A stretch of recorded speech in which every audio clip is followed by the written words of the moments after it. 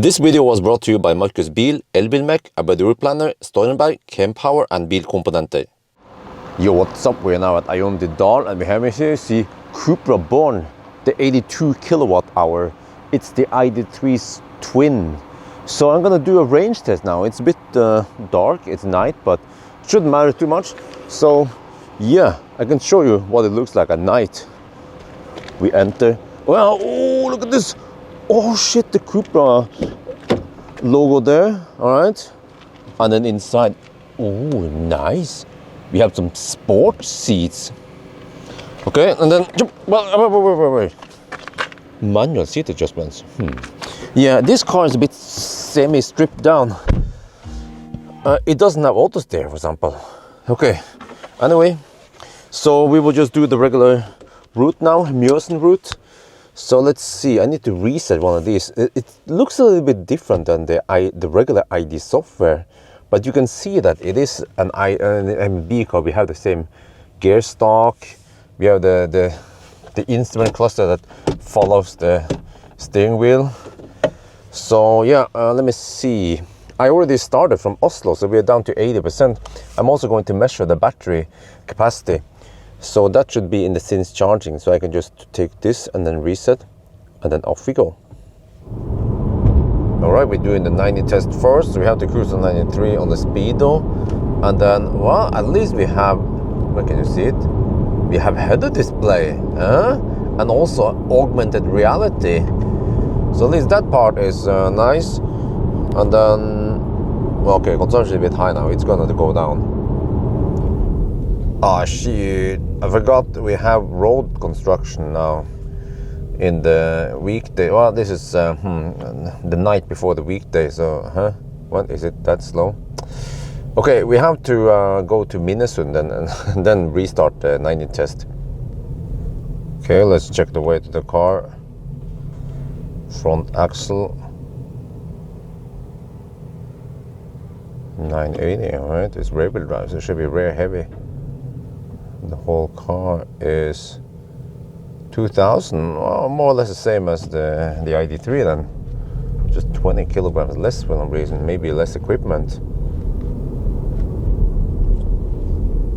Okay, we had Circle K, so we will just reset, yeah, since start, but, 1.6 kilowatt hour per hour.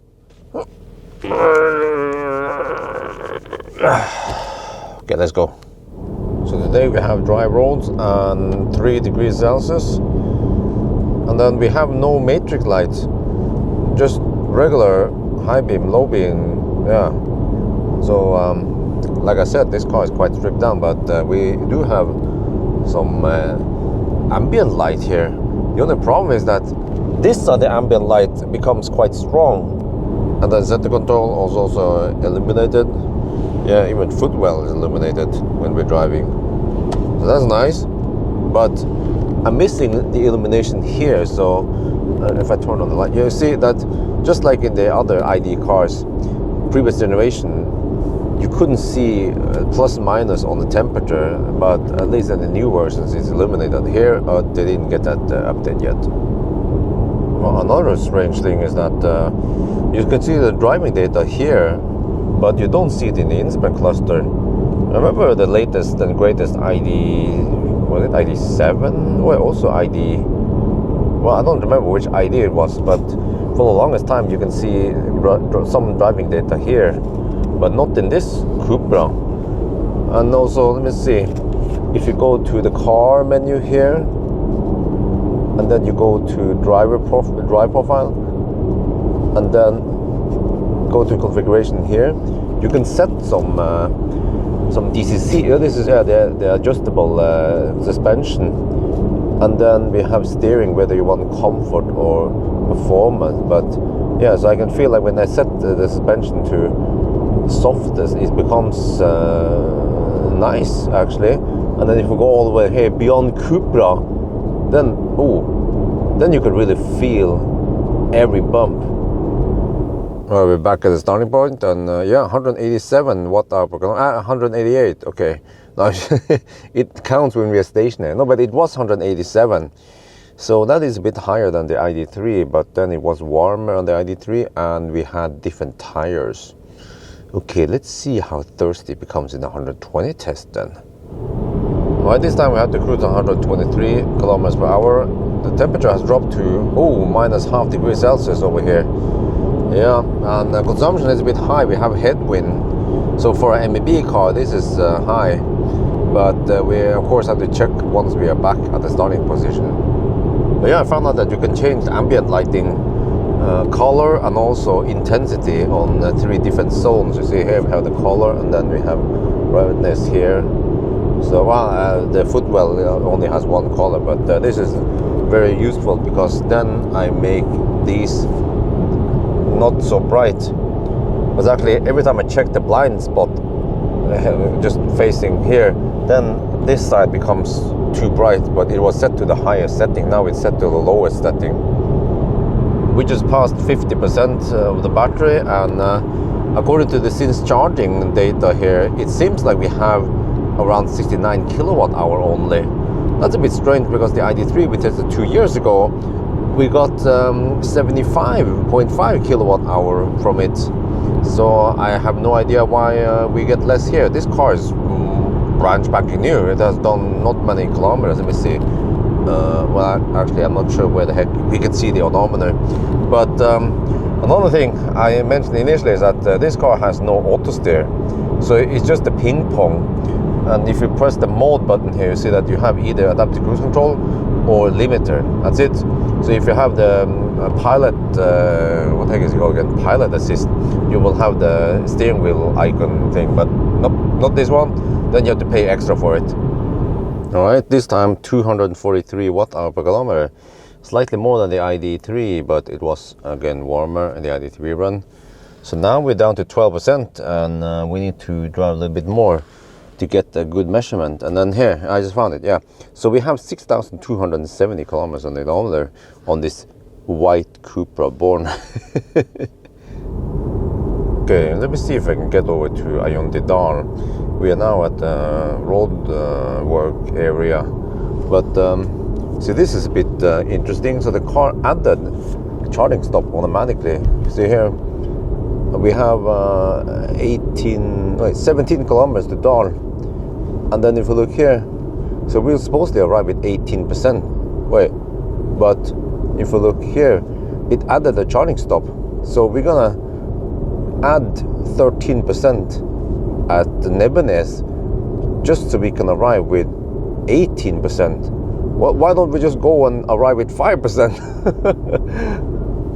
We are now at Ioniq, and look at the result here. We have 240 watt-hour per kilometer, 267 kilometers, and 5%, and that becomes only 67.5 kilowatt hour, not 75.5. That's 8 kilowatt hour less energy than we're supposed to have.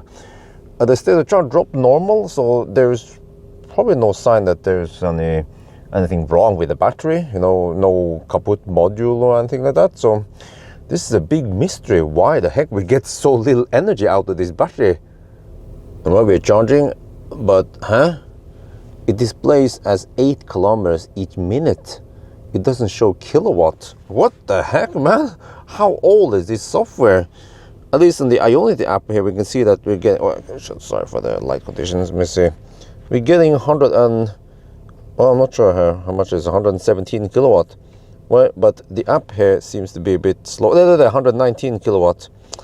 I wonder if it's 125 max also, which is the same as what we got 2 years ago with the ID3. I was hoping for maybe 175 kilowatt, but no, it doesn't seem like it. So see, compared to the ID3 we tested, it was warmer. So the consumption on this Cupra seems to be on par with the other car if we would have higher temperature and maybe slightly different tires. But the kilowatt hour we get out of this is just way too low. Okay, some people claim that, yeah, but it's winter-ish and then you get less kilowatt hour. But come on, 8 kilowatt hour less. I think it should be more like maybe half kilowatt hour less because of cold weather. But with, for example, Tesla, I have seen consistently that Summer, winter, doesn't matter how many kilowatt hour you get out of the battery, because you have heat scavenging, you keep the battery nice and warm. Also here, the battery heats up during driving, so I don't know what's wrong. Is there something wrong with this car, or yeah? But I think Marcus has already sold it or about to sell it to someone. So, well, now the new owner knows that the battery capacity like this. But maybe there's nothing wrong. Maybe Volkswagen, VAG, maybe they tune the cars to have less kilowatt hour available. Ich weiß nicht, but maybe someone else knows what the heck is going on. So anyway, I think that's going to be it for now. I hope you guys enjoyed this video. As always, thank you for watching and talk to you later.